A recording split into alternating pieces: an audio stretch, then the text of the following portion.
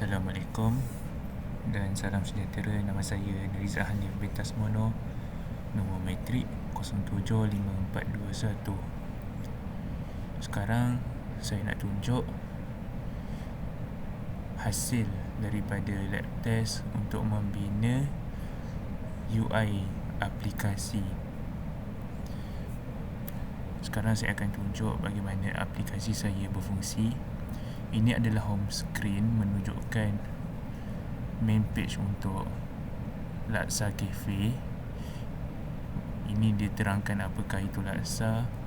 Dekat bawah ni ada card untuk pergi ke page mengenai more about Laksa. Bila saya klik, dia akan tunjuk ke semua ni. Dia akan tunjuk page ni lah.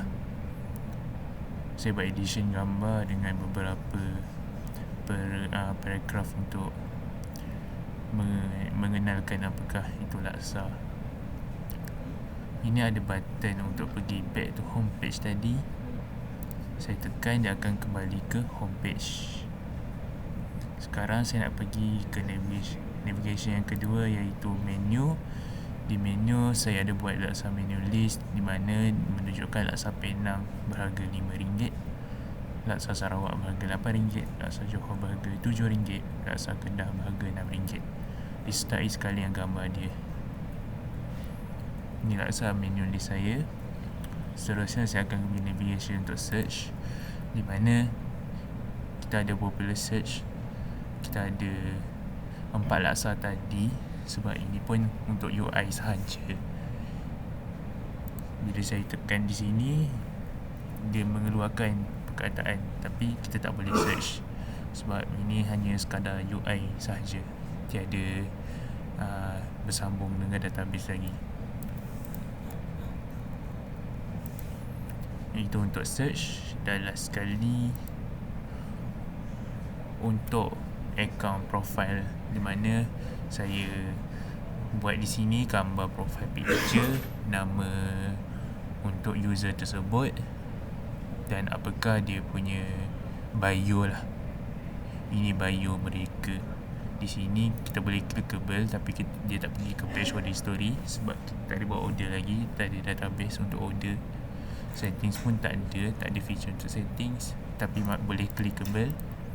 Dan logout ni dia akan keluar daripada aplikasi Flutter ini.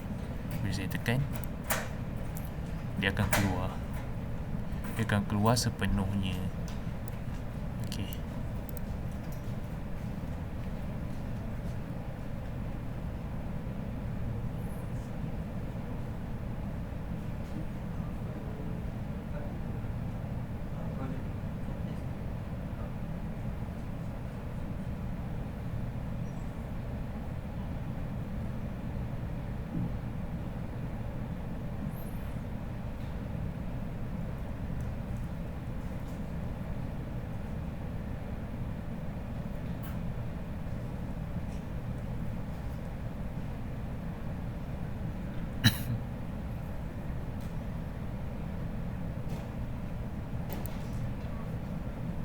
Okeylah, itu sahaja kot daripada saya mengenai aplikasi ini. Sekian. Assalamualaikum warahmatullahi wabarakatuh.